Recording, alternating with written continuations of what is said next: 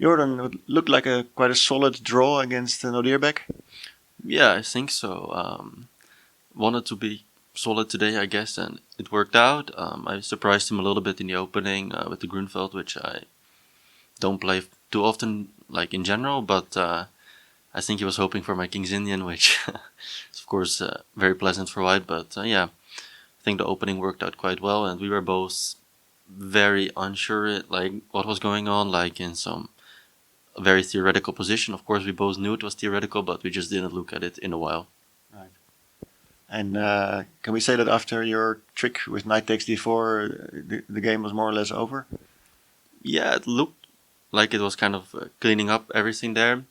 I mean, I know this line, I played with white and even with black once, but I just couldn't remember some details, like from when I analyzed this, like even for me 7 years ago, and I know some old games, but I think even Magnus had some games there, but just no one really goes for this anymore, so we're both kind of confused, like you know something, but you're not exactly sure what's going on. But yeah, I calculated this, knight takes d4, and looked like everything was okay. I mean, I didn't check with the engine, but I didn't see any problem there. The engine also didn't see any problems. Speaking of Magnus, you beat him this tournament a few rounds ago. First time. Share us a little bit about that.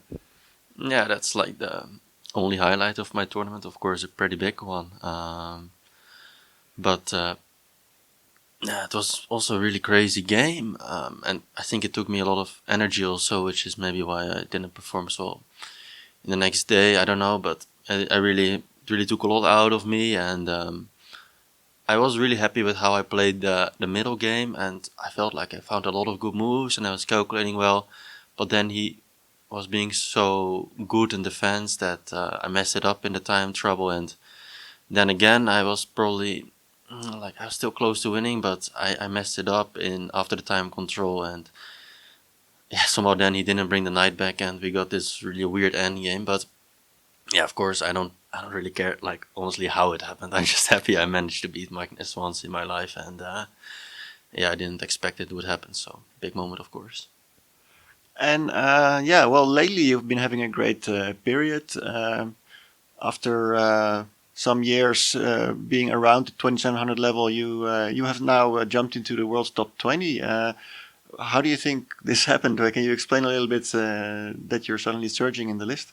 Yeah, it's hard to pinpoint one reason, but I mean, I always felt like I had the potential to have a little bit of a higher rating, like I won by Kansei, but the thing is, I was always very bad in my weakest moments, so maybe trying to elevate my game a little bit, like my average, and then like the good results at some point started coming. Of course, I also did work a little bit harder, I think.